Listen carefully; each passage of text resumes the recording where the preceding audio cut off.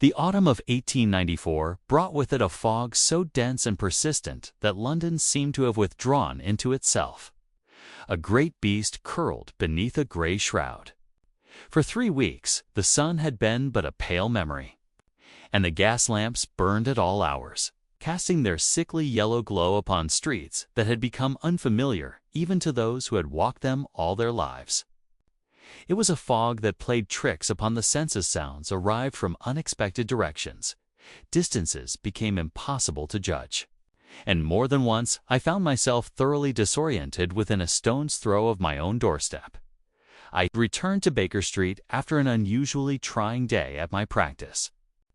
A young mother had brought her child to me with symptoms that had initially suggested scarlet fever, only for the diagnosis to shift 3 times before I finally identified a rare but thankfully treatable condition.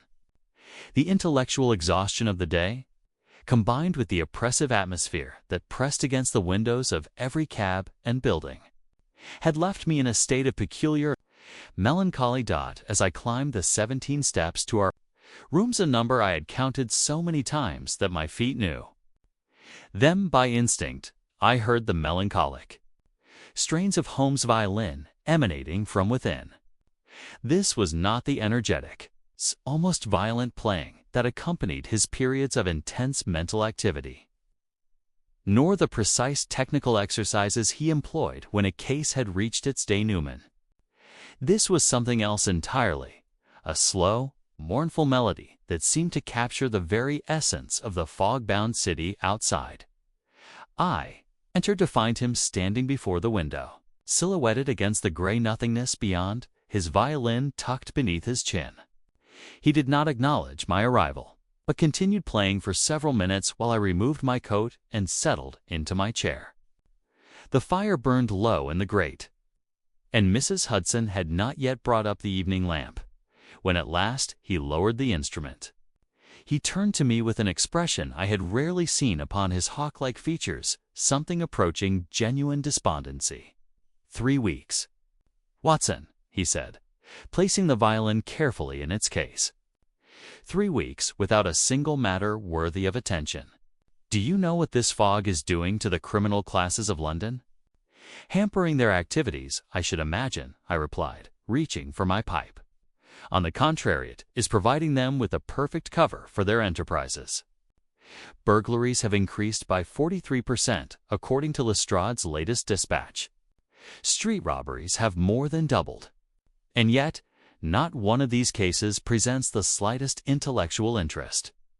They are crimes of opportunity, requiring nothing more than a basic understanding of when the constabulary makes their rounds and which houses have inadequate locks. He flung himself into his chair with dramatic emphasis, his long fingers steepling beneath his chin. I am suffocating, Watson, not from the fog, but from the absolute tedium of it all. Give me a locked room, a seemingly impossible crime, a murderer who thinks himself cleverer than the detective anything but this parade of mundane thievery. I had observed Holmes in such moods before, and knew that argument was useless. Instead, I busied myself with lighting my pipe, considering whether to suggest a chemical experiment or perhaps a monograph on some obscure topic to occupy his restless mind.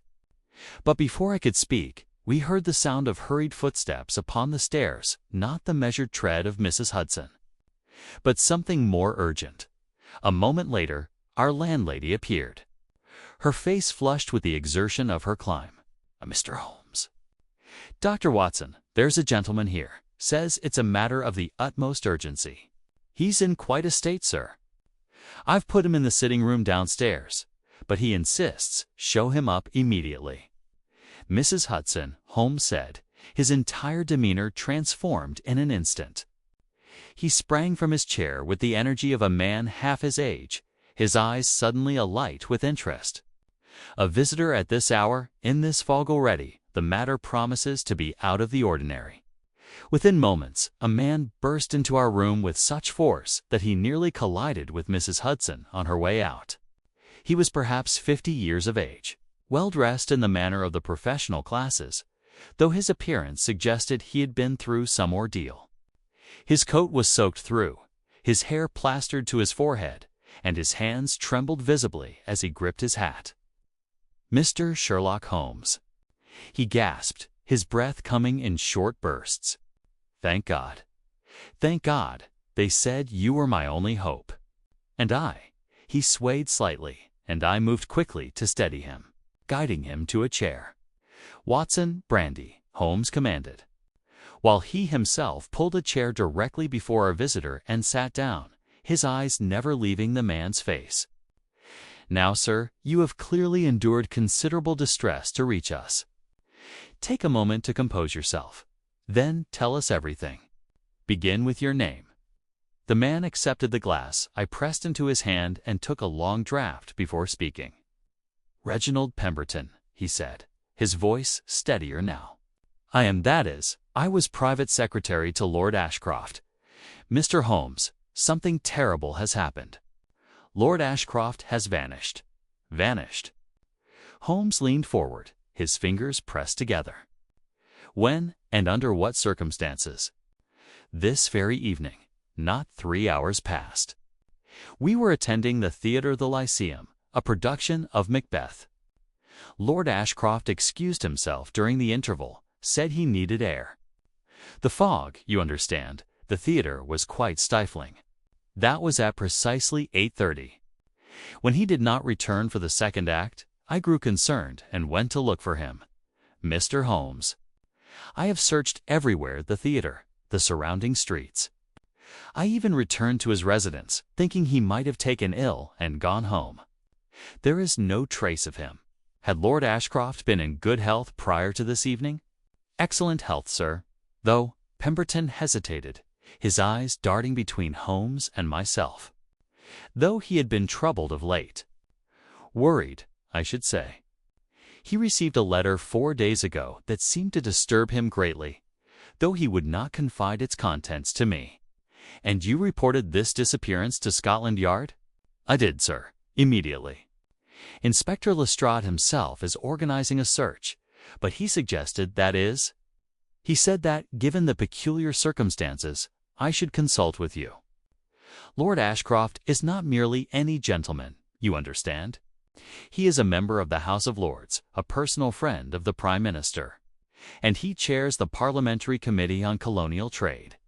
His disappearance could have significant implications." Holmes rose and walked to the window, staring out into the impenetrable fog. "Did anyone see him leave the theatre?" "The doorman recalls a gentleman matching his description walking out onto Wellington Street. But in this fog, he cannot be certain. Lord Ashcroft was wearing a gray overcoat and carrying a black walking stick with a silver handle, his habitual attire for the theatre, and no message has been received. No ransom demand, no communication of any kind. None whatsoever."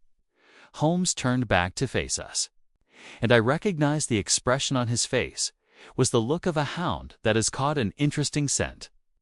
"Mr. Pemberton, I shall require access to Lord Ashcroft's residence and papers.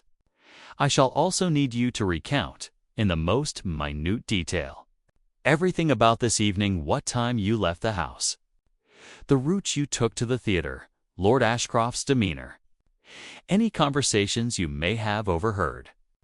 But first, I must ask you this. Had Lord Ashcroft any enemies?"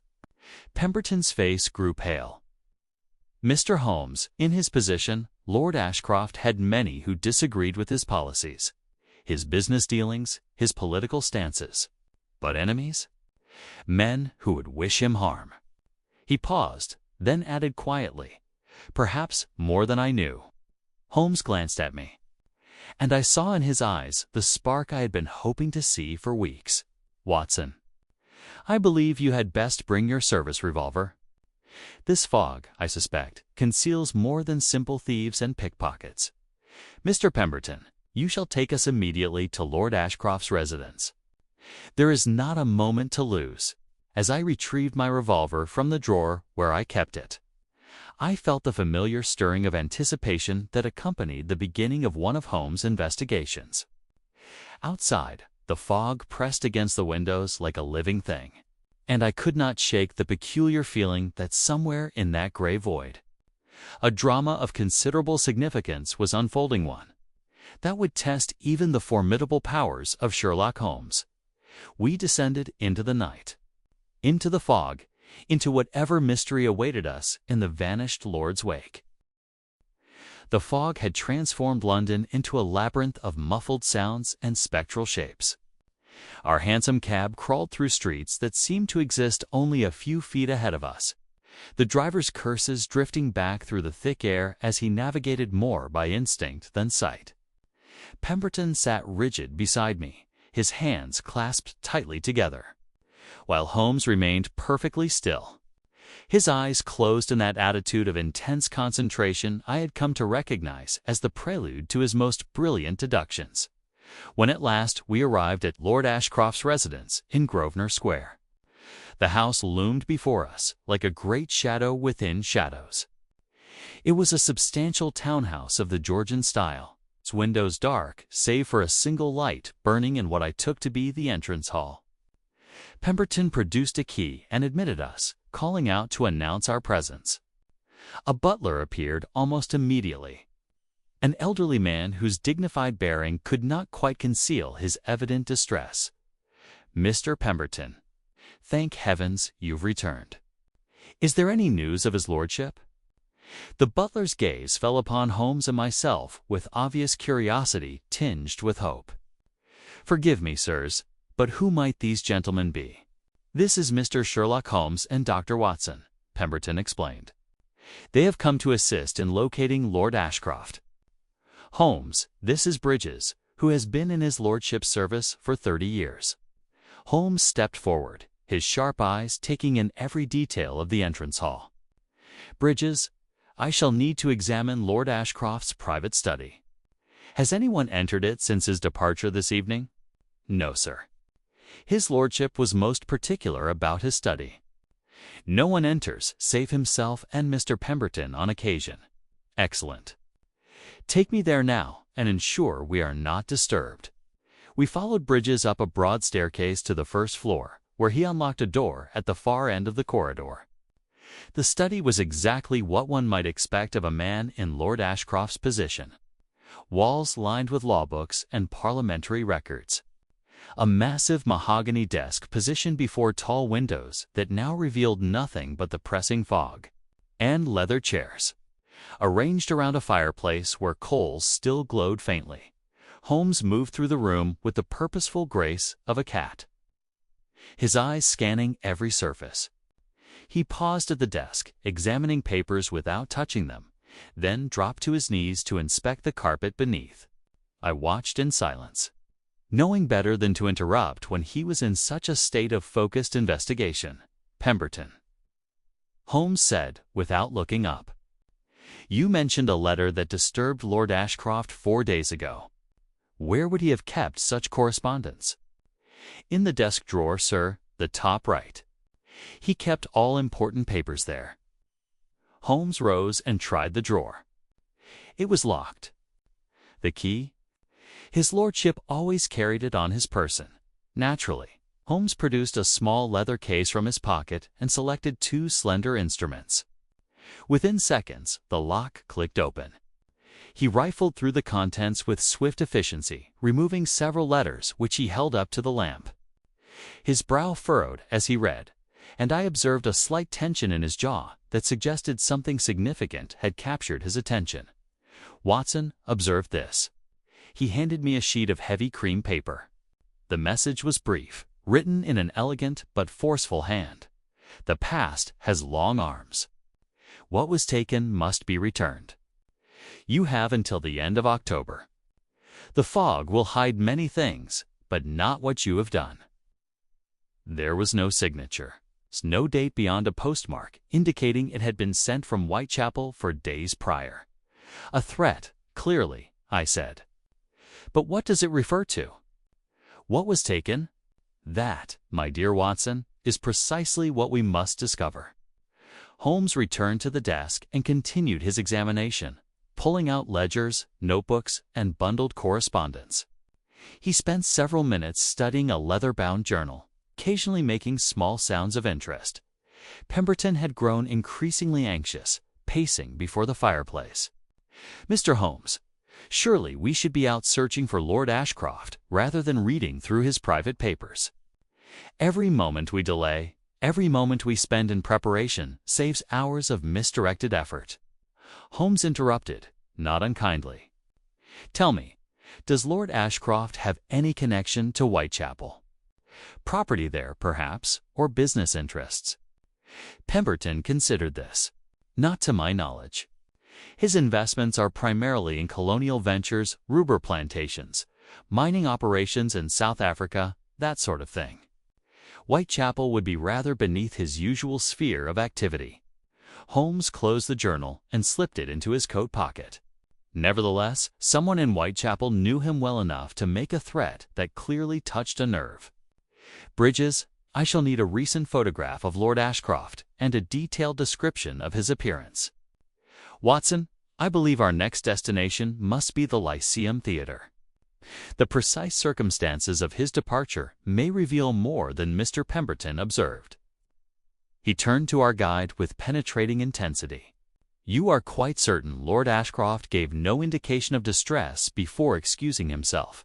"None whatsoever. He seemed entirely himself." "Then we must consider the possibility that his departure was not as spontaneous as it appeared." Holmes strode toward the door, already 3 steps ahead in his thinking. "Come, gentlemen. The fog may conceal our quarry, but it cannot hide the truth forever." The Lyceum Theatre stood on Wellington Street like a palace of light struggling against the surrounding darkness.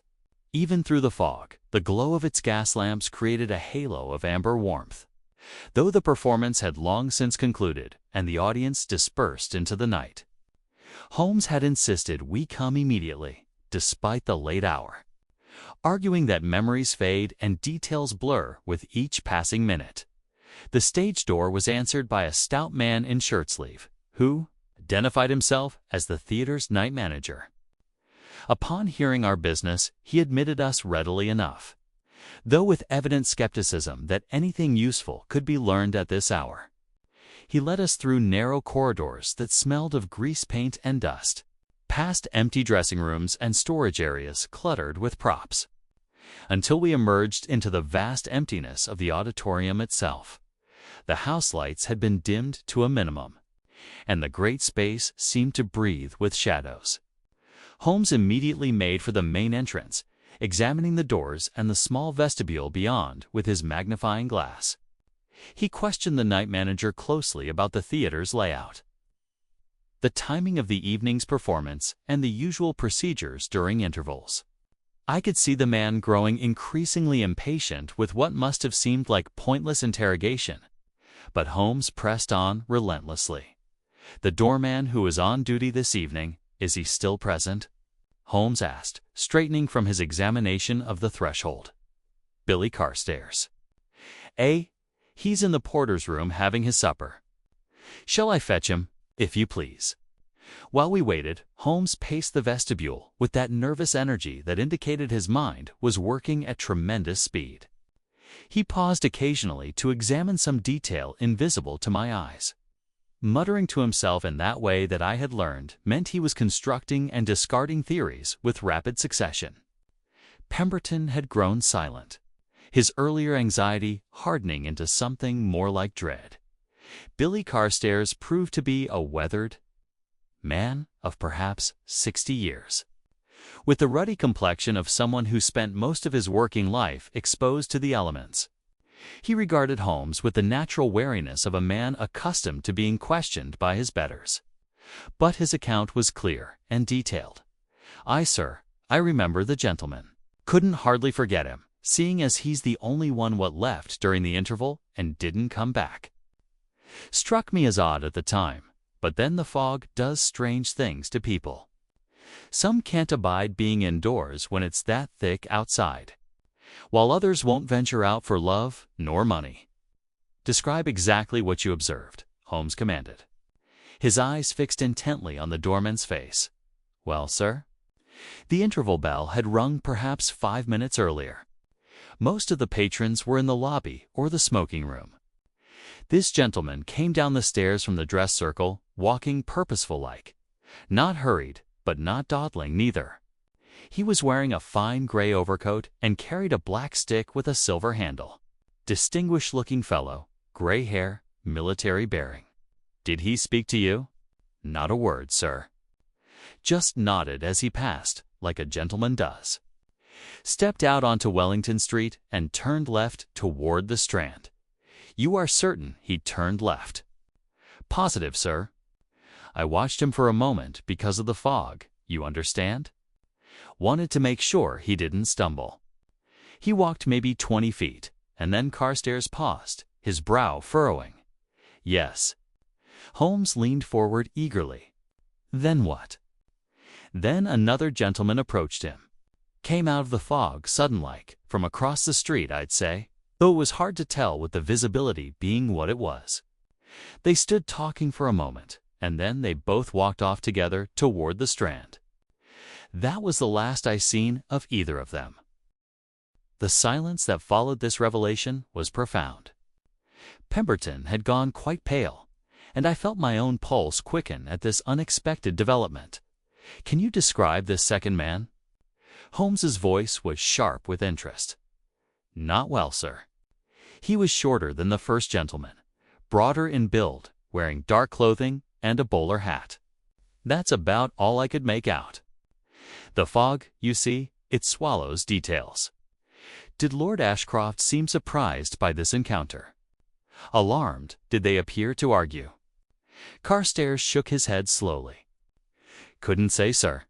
Too far away and too much fog. But they didn't seem to be struggling or nothing like that. Just two gentlemen having a conversation and then walking off together. Holmes turned away abruptly and strode back into the theater, leaving the rest of us to follow in his wake. In the dim auditorium, he stood perfectly still for a long moment, his silhouette sharp against the ghostly glow of the stage. This changes everything, he said quietly. Lord Ashcroft did not simply wander off into the fog. He met someone he apparently knew well enough to walk away with. The question now becomes, was this meeting arranged beforehand, or did someone know he would be here and lie in wait? He turned to Pemberton with sudden intensity. Did Lord Ashcroft attend the theater regularly? Would his schedule have been predictable? He attended perhaps once a month, but the specific evening was rarely planned far in advance. Then our mysterious companion either followed him here or was informed of his movements. Holmes's expression had grown grim. Gentlemen, I believe we are dealing with something far more calculated than a random disappearance. We emerged from the Lyceum into a fog that had, if anything, grown denser since our arrival. The street lamps were barely visible as sullen orange smudges, and the few pedestrians still abroad moved like ghosts through the murk. Holmes stood on the pavement where Carstairs had last seen Lord Ashcroft. His head tilted back slightly, as though he could perceive something in the blank gray wall before us that was invisible to ordinary eyes. "Watson, take my arm," he said suddenly. "We are going to retrace their steps. Pemberton, you will remain here with Carstairs in case we require further information upon our return." Before either man could protest, Holmes had seized my elbow and plunged forward into the fog with that absolute confidence that never failed to amaze me. We walked perhaps 30 paces, Holmes counting under his breath, before he stopped abruptly. "Here," he announced. "This is where they would have been swallowed entirely by the fog, invisible to our doorman. Now, Watson, put yourself in the mind of a man who has just collected his quarry. Where would you take him? Somewhere private, surely. Away from potential witnesses. Precisely. But consider the difficulties. The fog provides concealment, yes, but it also makes navigation treacherous. One cannot simply march a potentially unwilling companion through unfamiliar streets when one can barely see 5 feet ahead. Therefore, our mysterious friend must have known this area intimately. He required a destination that was close by, easily reached even in these conditions, and sufficiently private for whatever purpose he intended. Holmes began walking again. More slowly now, his free hand trailing along the wall of the buildings we passed. I could feel the tension in his grip, the barely contained energy that always seized him when a case began to reveal its deeper patterns.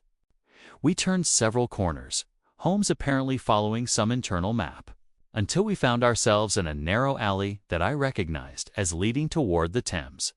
"The river?" I said. "Good God, Holmes, you don't think?"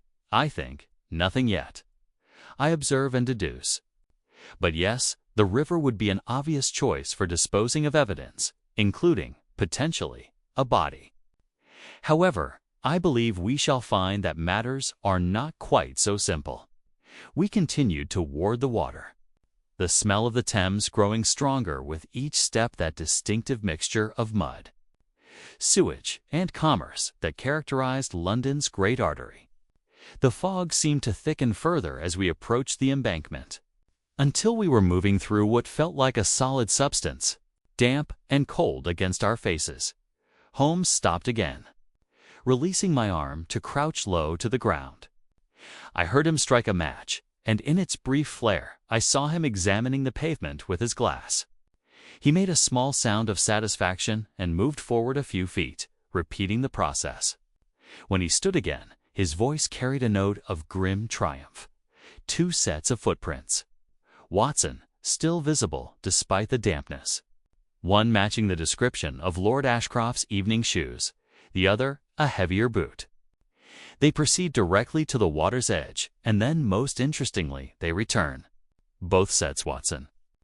Both men walked to the river, and both walked away from it. Then he wasn't thrown into the Thames. Evidently not. But something occurred here, something significant enough to require this precise location. Come, let us see what the river wall might tell us. We made our way carefully to the embankment. The water was invisible below us, though we could hear it lapping against the stone with that peculiar hollow sound that spoke of deep, dark currents.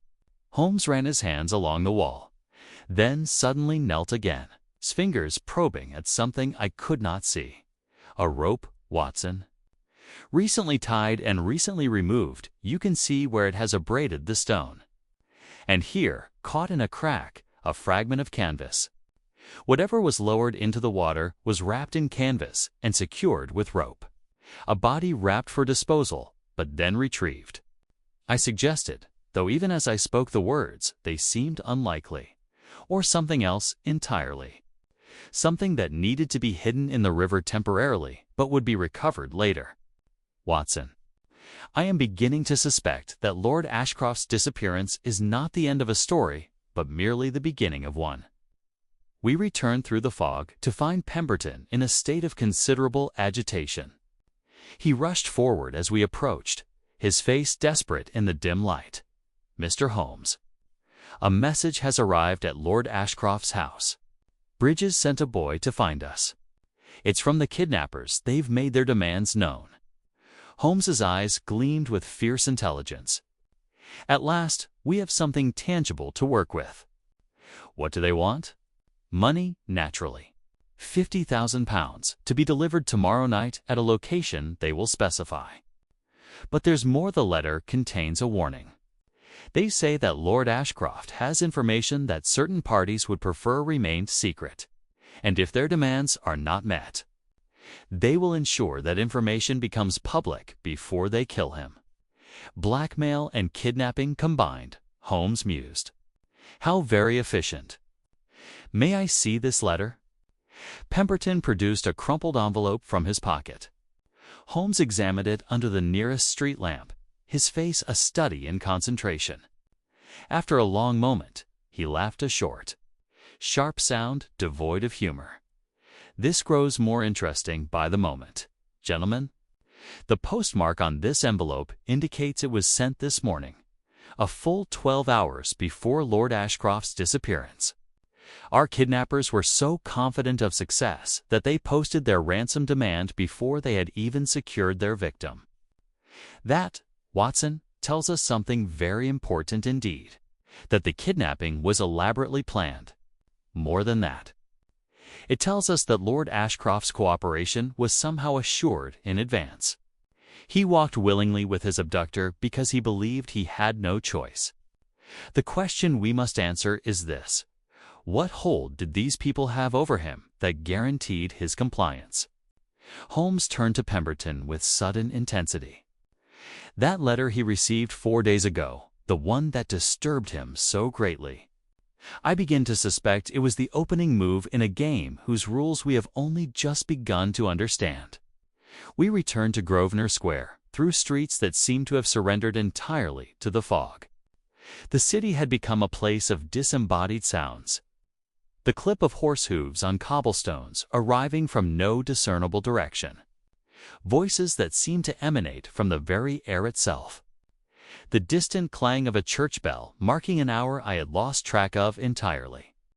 Holmes remained silent throughout the journey, wrapped in that impenetrable cocoon of thought that I knew better than to disturb. Bridges admitted us with trembling hands, his elderly face drawn with worry.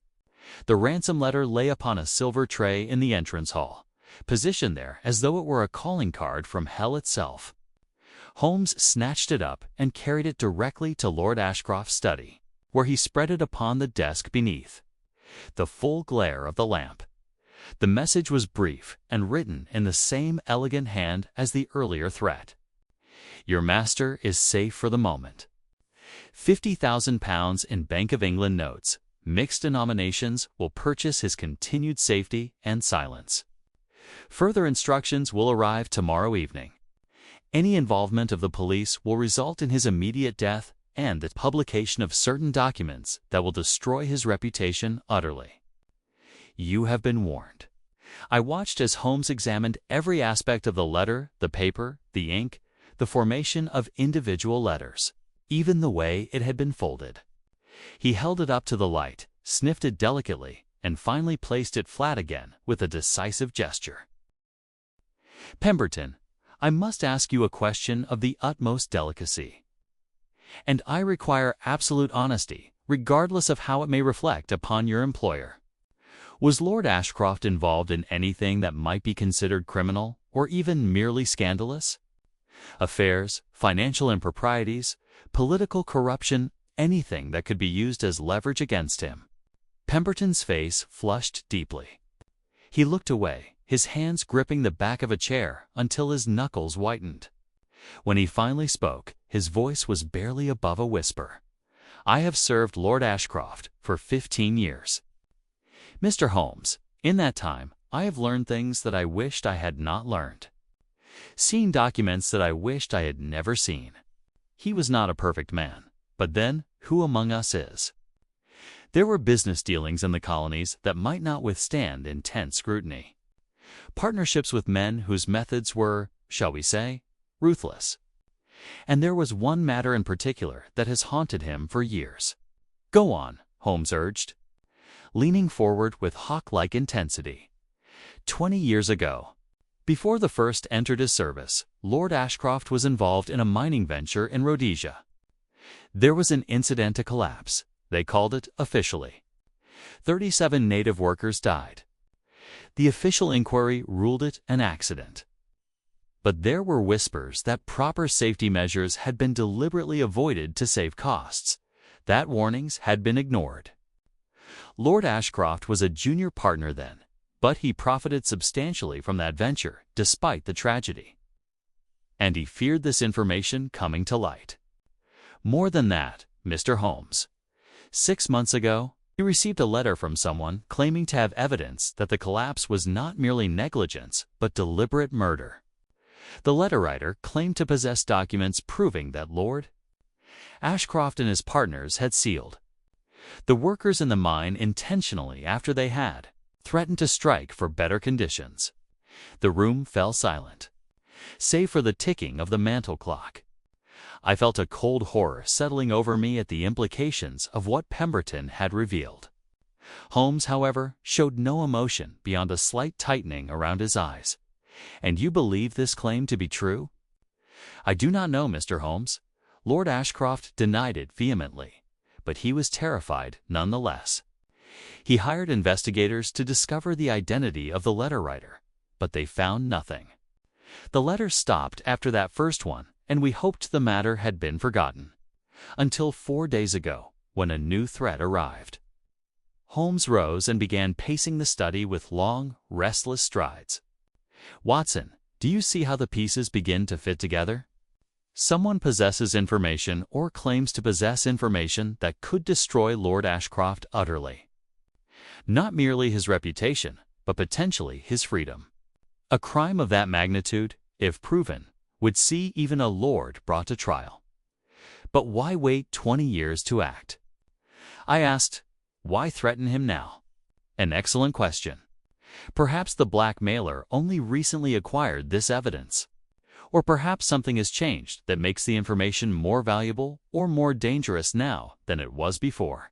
Pemberton, you mentioned that Lord Ashcroft chairs the Parliamentary Committee on Colonial Trade. What specific matters has that committee been addressing recently? Pemberton's eyes widened with sudden understanding. Good God! The Colonial Labor Reform Bill. It's been under review for months, and Lord Ashcroft has been one of its primary opponents. The bill would impose strict regulations on mining and plantation operations throughout the empire, including provisions for criminal prosecution of owners who violate worker safety standards. If it passes, it could be applied retroactively to past violations. And there we have our motive, Holmes said with grim satisfaction. Someone wants to ensure that bill passes, or perhaps someone wants to ensure it fails. Either way, Lord Ashcroft has become both a target and a weapon. His kidnapping serves multiple purposes: financial gain through ransom, political manipulation through his forced absence from Parliament, and the ultimate threat of exposure hanging over everything like a sword. Then what do we do? Pemberton asked desperately. Pay the ransom and hope they release him. Holmes turned to face us both, his expression harder than I had seen it in months. We do nothing of the sort. Paying ransoms only encourages further crimes and provides no guarantee of the victim's safety. No, gentlemen, we must find Lord Ashcroft before tomorrow night. And to do that, we must discover who among London's criminal population has both the intelligence to orchestrate such a scheme and the connections to Lord Ashcroft's past necessary to make it work, Holmes insisted. We remain at Lord Ashcroft's residence for the remainder of the night, claiming that the house itself might yet yield secrets that would prove crucial to our investigation. Pemberton arranged for rooms to be prepared, though I doubted any of us would find much sleep. Holmes certainly had no intention of resting. I found him in the study at 3 o'clock in the morning, surrounded by ledgers and correspondence he had extracted from various locked drawers and cabinets throughout the house. Watson, come look at this, he said without preamble as I entered with a cup of coffee Mrs. Hudson's equivalent had thoughtfully provided. Lord Ashcroft kept meticulous records of his financial affairs, and I have been tracing his investments over the past 2 decades.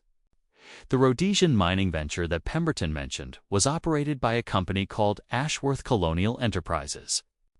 3 partners, Lord Ashcroft himself, a man named Edmund Blackwood, and a 3rd partner whose name appears in early documents but is conspicuously absent from later ones. He handed me a faded document dated 1874. I examined it carefully, noting the 3 signatures at the bottom. The 3rd name was partially obscured by a water stain, but I could make out what appeared to be J. Carfax, or possibly Garfax.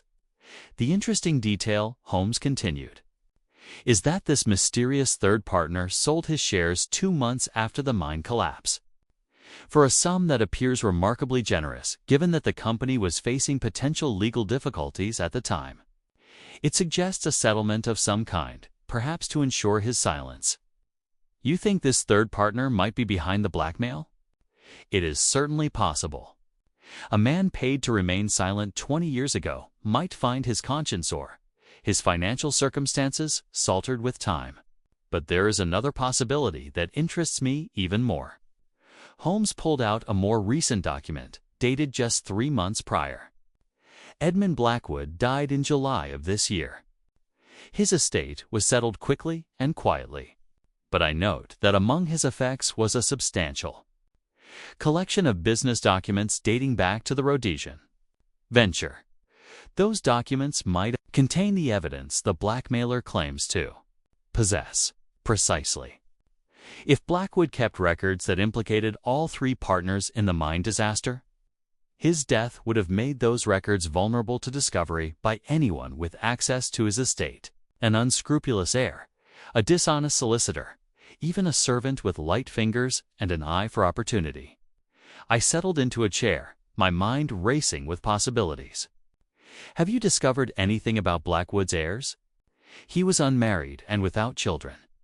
His estate passed to a nephew, one Richard Blackwood, who resides in Whitechapel. Holmes allowed himself a thin smile. The same Whitechapel from which the threatening letter was posted. Then, surely, we have our man. Perhaps, Watson, but we must not leap to conclusions.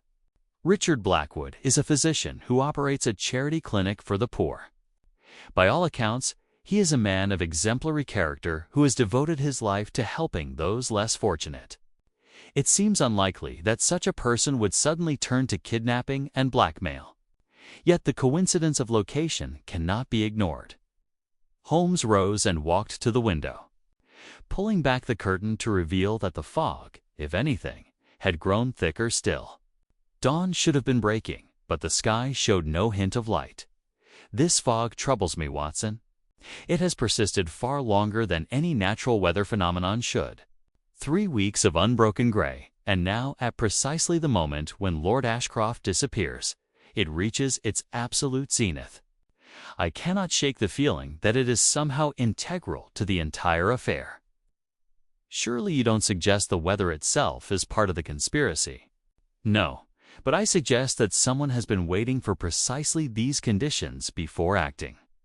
The fog provides cover, certainly, but it also creates fear and confusion. It isolates people, makes them vulnerable. Lord Ashcroft could be held prisoner within a mile of this house, and we would have no way of finding him through conventional searches. A knock at the door interrupted our conversation. Bridges entered, his face grave. "Forgive the intrusion, gentlemen, but Inspector Lestrade has arrived. He says the matter is urgent."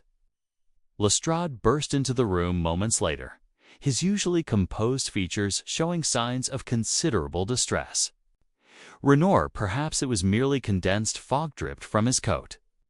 And his eyes held a haunted quality I had rarely seen in the practical Scotland Yard detective. "Holmes, thank God you're here. We've found something. Down by the docks, in a warehouse near Wapping. You need to come immediately. You found Lord Ashcroft." "No, not him.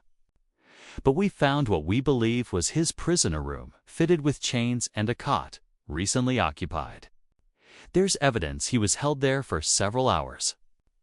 But here's the thing that's got me worried. We also found a body." Holmes was already reaching for his coat. "Whose body?" "That's just it, we don't know. Man in his 40s, well-dressed, with no identification on him. He's been dead perhaps 12 hours, strangled with a length of rope. Holmes, the description matches the man your doorman saw meeting Lord Ashcroft outside the theater. The room seemed to contract around us. If the kidnapper was dead, then who had moved Lord Ashcroft from the warehouse? And more importantly, where was he now?" "Show me everything," Holmes commanded, his voice tight with urgency. "Watson, bring your medical bag. I suspect we shall need your expertise before this morning is through." We plunged once more into the fog, racing toward a warehouse where death and mystery awaited our examination. The warehouse stood in that desolate stretch of dockland where London's prosperity gave way to rot and neglect. Even without the fog, it would have been a grim prospect, a hulking structure of blackened brick and splintered timber that leaned slightly as though exhausted by decades of bearing witness to the city's darker commerce. With the fog pressing against it from all sides, it seemed less a building than a portal to some particularly unwelcoming circle of hell. Lestrade led us through a splintered door that hung loosely on rusted hinges. Inside, the smell of damp and decay was overwhelming, mixed with something else, the unmistakable copper tang of blood. Several constables stood guard, their faces pale in the light of their bull's-eye lanterns. One of them pointed wordlessly toward a corner of the vast space where additional light spilled from what appeared to be a small office or storage room built against the warehouse wall. The makeshift prison was exactly as Lestrade had described. A narrow cot with soiled blankets, a bucket in the corner, and heavy chains bolted to the wall. The chains showed fresh scratches and wear, evidence of recent use. Holmes examined everything with his characteristic intensity, dropping to his knees to inspect the floor, running his fingers along the walls, even smelling the blankets in a manner that made the watching constables exchange uncomfortable glances. Lord Ashcroft was here, Holmes announced after several minutes. These scratches on the floor matched the heels of evening shoes, not workman's boots. And this, he held up a small brass button that had rolled into a corner, is from a gentleman's waistcoat. Specifically, the style favored by Savile Row tailors. He was chained here for some hours, struggled against his restraints, and then was removed. The question is, when and by whom, and what of the body? I asked, though I dreaded the answer. Lestrade gestured toward the main warehouse floor. We left everything as we found it. Thought you'd want to see the scene undisturbed. The corpse lay perhaps 30 feet from the prison room, sprawled on its back with arms flung wide. Even in death, the man cut an unusual figure. He was powerfully built, with the broad shoulders and thick hands of someone accustomed to manual labor. Yet his clothing spoke of recent prosperity, good wool suit, quality boots, and a gold watch chain visible across his waistcoat. His face was congested and darkened, the rope marks on his throat clearly visible even in the uncertain light. I knelt beside him and began my examination while Holmes circled the body like a predator studying prey. The man had been dead between 10 and 14 hours, I estimated, which would place his death sometime around midnight or shortly after. The strangulation had been efficient and brutal, accomplished by someone with considerable strength and knowledge of such methods. Note the hands, Watson, Holmes said, crouching beside me. Calloused and scarred, the hands of a laborer, or perhaps a sailor. Yet the fingernails are clean and well-maintained. A man who has risen above his origins but not forgotten the skills that sustained him. Do you recognize him? I do not. But I suspect Lestrade's men will find his identity readily enough once they begin making inquiries at the local public houses. A man of his distinctive appearance will have been noticed. What interests me more is this. Holmes pointed to the dead man's right hand, which was clenched into a tight fist. With some effort, I pried the fingers open to reveal a small brass key. The key to the chains, no doubt, Lestrade suggested. Perhaps, though we shall test that hypothesis momentarily. But observe, Inspector, this key was clutched after death, not before. Someone placed it in his hand deliberately, knowing it would be found. Holmes stood abruptly and began a systematic search of the warehouse, his keen eyes missing nothing. He discovered several cigarette ends near the entrance, examined them closely, and pocketed two. He found footprints in the dust, multiple sets, suggesting several people had been present at various times. And finally, in the far corner of the building, he discovered something that caused him to call out sharply, "Watson, Lestrade, come here at once." We hurried to where he stood before a small door that led to what appeared to be a disused office. The room beyond was empty, save for a wooden table and two chairs. On the table lay a telegram, recently delivered, judging by its crisp condition. Holmes read it aloud. Package relocated. New arrangement necessary. Await further contact. M. Lestrade repeated. Who the devil is M? That, Inspector, is the question upon which everything hinges. This telegram was sent from the Central Post Office just 4 hours ago. Someone is directing these events from a distance. Someone with sufficient resources to have multiple agents working on their behalf. Holmes's face had taken on that expression of fierce concentration that indicated his remarkable brain was working at full capacity. Consider the sequence of events. Lord Ashcroft is kidnapped and brought here. His kidnapper, this dead man, holds him prisoner while awaiting instructions. But then something goes wrong. Someone kills the kidnapper and moves Lord Ashcroft to a new location. The question is whether this was a falling out among criminals or whether a third party has intervened. The letter mentioned publication of documents, I said. Perhaps someone wants those documents for themselves. An excellent hypothesis, Watson. We may be dealing not with one conspiracy, but with two original blackmailers and someone else who has decided to seize control of the situation for their own purposes. Holmes turned to Lestrade with sudden urgency. Inspector, I need you to do two things immediately. First, send men to discover everything they can about Richard Blackwood of Whitechapel. Second, place a watch on Lord Ashcroft's house. If someone has moved him, they may attempt to contact Pemberton with new demands.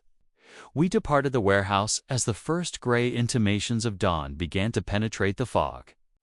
Though calling it dawn seemed generous, the world merely transitioned from black to a slightly lighter shade of gray. Holmes had grown increasingly taciturn during our return journey, responding to my questions with monosyllables or not at all. I recognized the signs of a mind wholly consumed by a problem that refused to yield its secrets. And I knew from long experience that he would remain in this state until some crucial insight broke through the impasse. When we reached Baker Street, Holmes went immediately to his chemical table and began what appeared to be an analysis of the cigarette ends he had collected from the warehouse. I watched as he employed various reagents and examined the results under his microscope, occasionally making notes in his precise hand. Finally, after nearly an hour of this work, he straightened with a grunt of satisfaction. Turkish tobacco, Watson, of a very particular blend sold by only 3 tobacconists in London. Not the sort of thing one would expect to find in a Wapping warehouse. Yet there were 4 separate cigarette ends, all from the same source. Someone of refined tastes was present at that location. Someone who smokes habitually and was there long enough to consume 4 cigarettes while waiting or watching. One of the conspirators? Or someone observing the conspirators? Watson, I am beginning to suspect that we have been viewing this entire affair through the wrong lens. We have assumed a straightforward kidnapping motivated by blackmail. But what if the kidnapping itself was merely a means to an end? What if someone wanted Lord Ashcroft not for ransom, but for access to his knowledge, his secrets, or perhaps to something he possessed? Before I could respond, we heard the sound of rapid footsteps on the stairs, and Mrs. Hudson appeared with a telegram. Holmes tore it open and read its contents with visible agitation. From Pemberton. Another letter has arrived at Grosvenor Square, delivered by hand not an hour ago. He's waiting for us there. We made the journey in record time, despite the continuing fog. Pemberton met us at the door, his face haggard from lack of sleep and accumulated worry. He thrust a letter at Holmes without preamble. This missive was different from the previous. Communications written on cheaper paper in a cruder hand, suggesting a different author entirely. The message was brief and chilling. Your master yet lives, but circumstances have changed. The price is now £100,000, and you have until midnight tonight. Come alone to the Angel Tavern in Whitechapel at 11 o'clock for instructions. No police, no detectives, or he dies. His secrets die with him. Holmes read the letter twice, then held it up to examine the watermark and postmark. His expression had grown grimmer with each word. Pemberton, can you raise £100,000 by tonight? Impossible. Even liquidating readily available assets. I could perhaps manage 60,000 at most, and that would require every bank in London cooperating with unusual haste. Then our mysterious correspondent either does not understand the practical limitations of high finance, or this demand is designed to be impossible to meet. Neither possibility bodes well for Lord Ashcroft. Holmes began pacing the entrance hall with agitated steps. The Angel Tavern in Whitechapel. Watson, do you recall our investigation 3 years ago involving the opium smuggling ring? The Stevenson case. Yes, but what the Angel Tavern was one of their meeting places. A public house known for its criminal clientele and its proprietor's willingness to look the other way. If someone wanted to conduct business without fear of honest witnesses, it would be an ideal location. But here is what troubles me: this letter specifically mentions Whitechapel, just as the earlier threat was posted from Whitechapel. We are being deliberately pointed toward that district. You think it's a trap? I think it is theater, Watson. Someone is constructing an elaborate performance, and we are meant to play our assigned roles.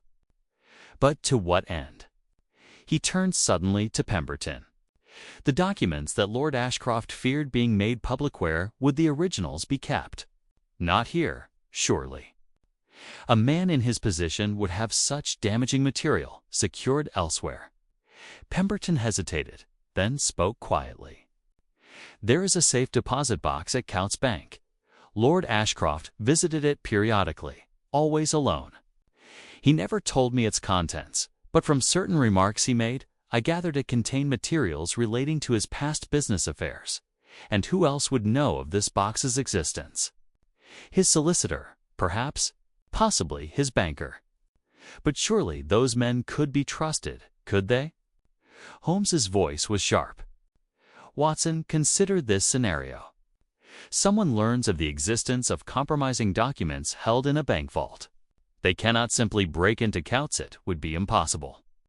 But if they could somehow gain Lord Ashcroft's cooperation, or better yet, gain physical control over him, they could compel him to retrieve those documents himself. The kidnapping, the blackmail, the ransom demands, all of it, might be an elaborate scheme to force Lord Ashcroft to hand over the very evidence that could destroy him. The logic was impeccable.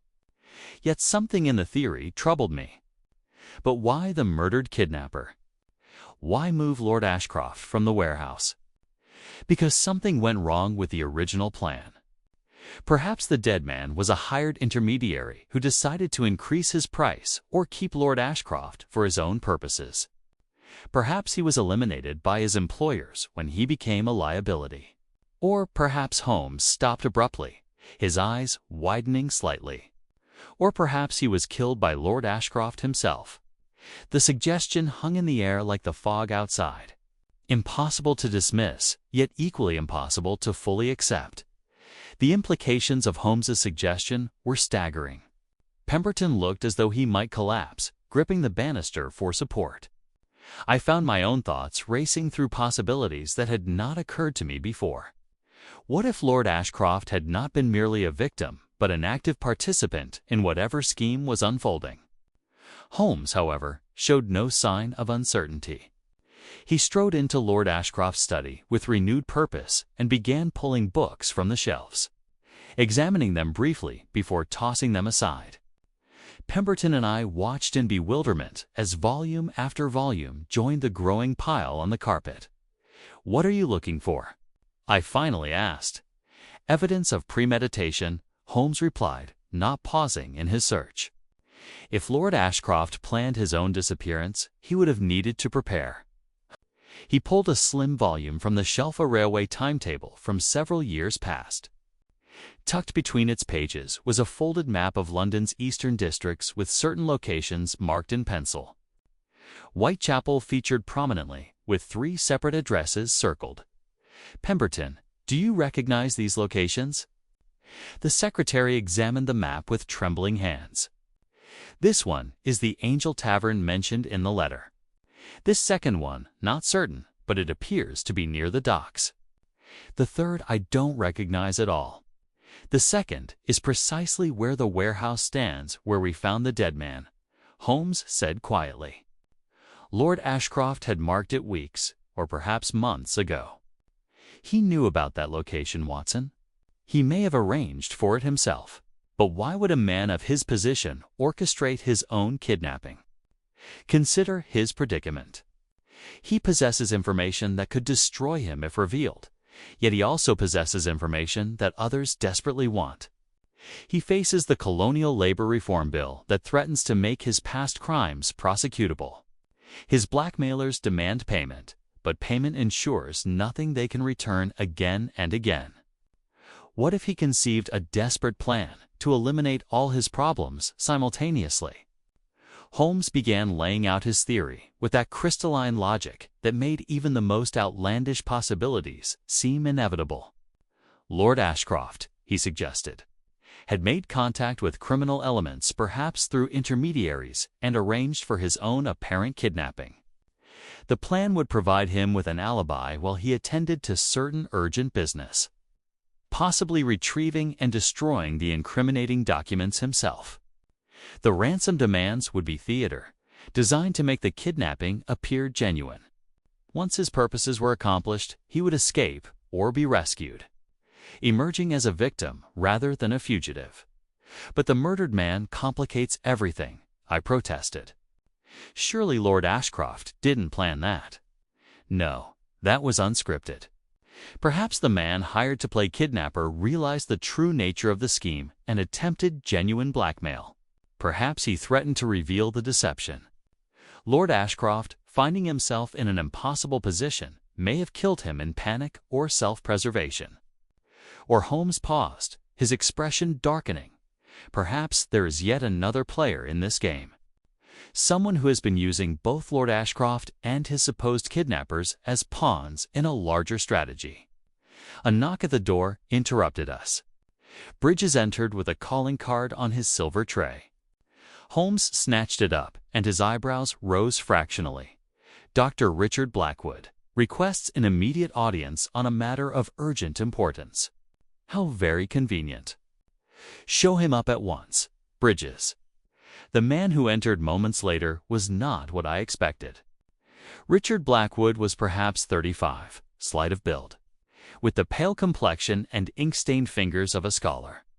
His clothing was shabby but clean, and his manner combined nervousness with evident determination. He looked around the study as though expecting an ambush before his eyes settled on Holmes. Mr. Sherlock Holmes, I was told I might find you here. I have come because I believe my uncle's papers may be connected to Lord Ashcroft's disappearance, and I felt it my duty to speak with someone before matters proceed any further. Holmes gestured to a chair. Please, Dr. Blackwood, sit down and tell us everything. You inherited your Uncle Edmund's estate, did you not? I did, though I wish I had not. My uncle and I were not close. He disapproved of my work among the poor, and I disapproved of how he made his fortune. When his solicitor contacted me after his death, I learned I was his only living relative. The estate was substantial, but it came with something I was not prepared for. He reached into his worn satchel and withdrew a leather portfolio.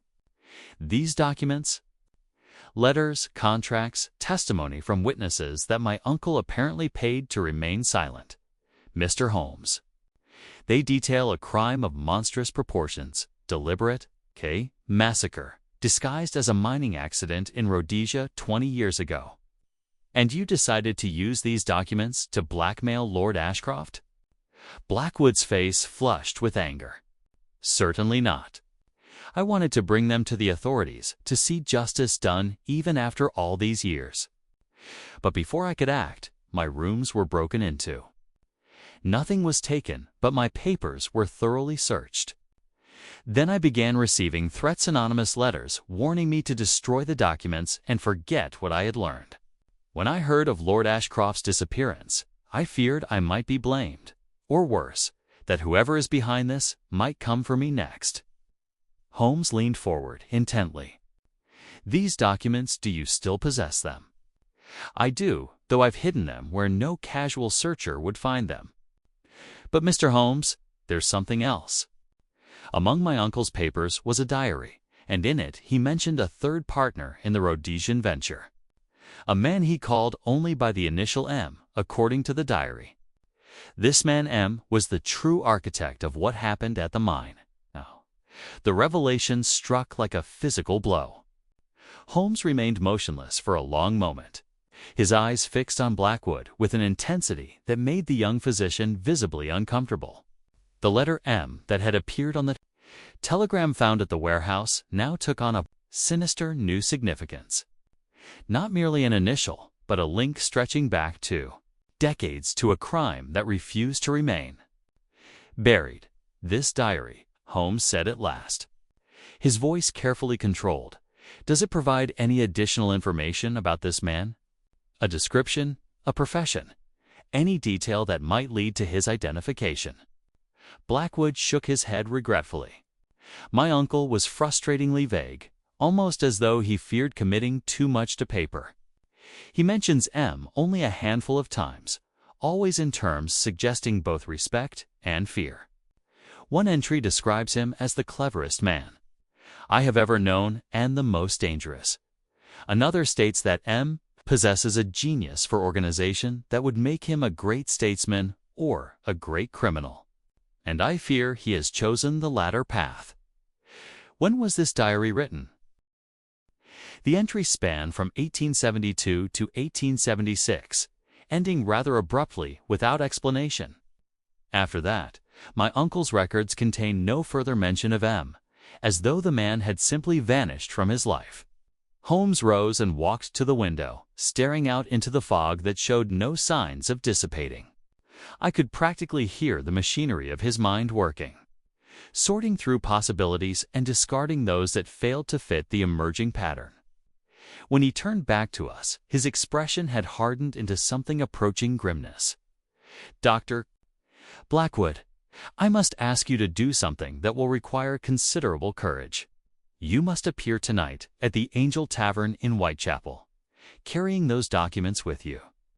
Blackwood paled visibly. "But that would be walking directly into danger precisely, which is why you will not actually be carrying the genuine documents, but rather convincing forgeries that Watson and I shall prepare. The real documents you will deposit immediately at Scotland Yard with Inspector Lestrade, along with a complete written statement of everything you have told us. If anything should happen to you, the truth will still come to light." "You're using him as bait," I protested. "Holmes? Surely there must be another way." "There is not. Consider our situation, Watson. We have a kidnapped lord whose fate grows more precarious with each passing hour. We have a murdered kidnapper whose death suggests the involvement of someone willing to kill to achieve their ends. We have documents that could destroy reputations and possibly lead to criminal prosecutions. And we have a mysterious figure from the past who may be orchestrating everything from the shadows. The only way to draw out this puppet master is to offer him what he most desires, the evidence that could implicate him along with his former partners." Pemberton, who had been listening in horrified silence, finally found his voice. "But what of Lord Ashcroft? If we set this trap and it fails, they'll surely kill him." "They may kill him regardless. Which is precisely why we must act decisively. Dr. Blackwood's arrival at the Angel Tavern with the documents will force their hand. They will either attempt to seize the documents directly, or they will offer and exchange Lord Ashcroft for the evidence. Either way, we shall be there to intervene." Lestrade had entered unannounced during Holmes's explanation, several constables behind him. "I take it you have a plan, Holmes, and one that requires the full cooperation of Scotland Yard." "Indeed I do, Inspector. But first, tell me, have your men discovered anything about the dead man from the warehouse?" "We have.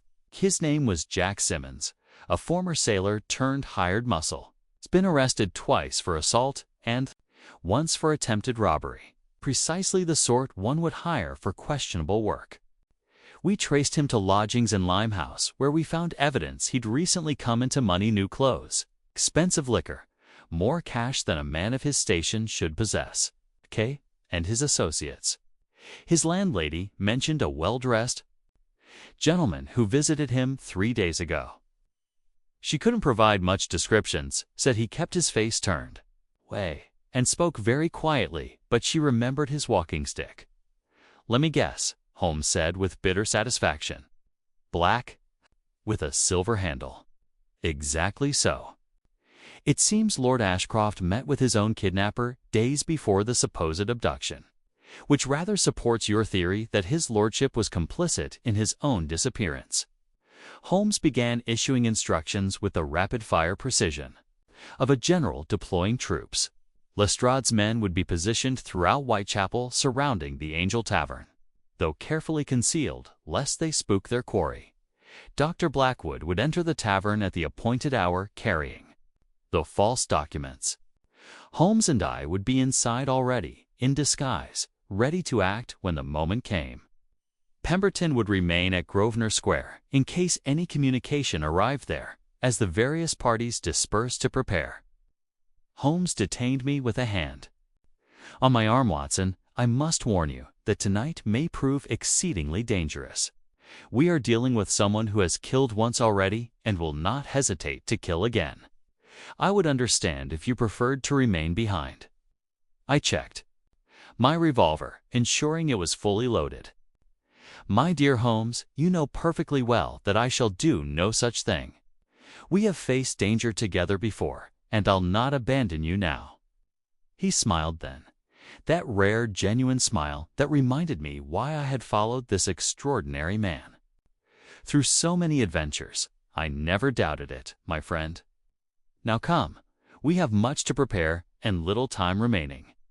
Tonight, the fog will finally lift, and with it, we shall see our quarry clearly at last.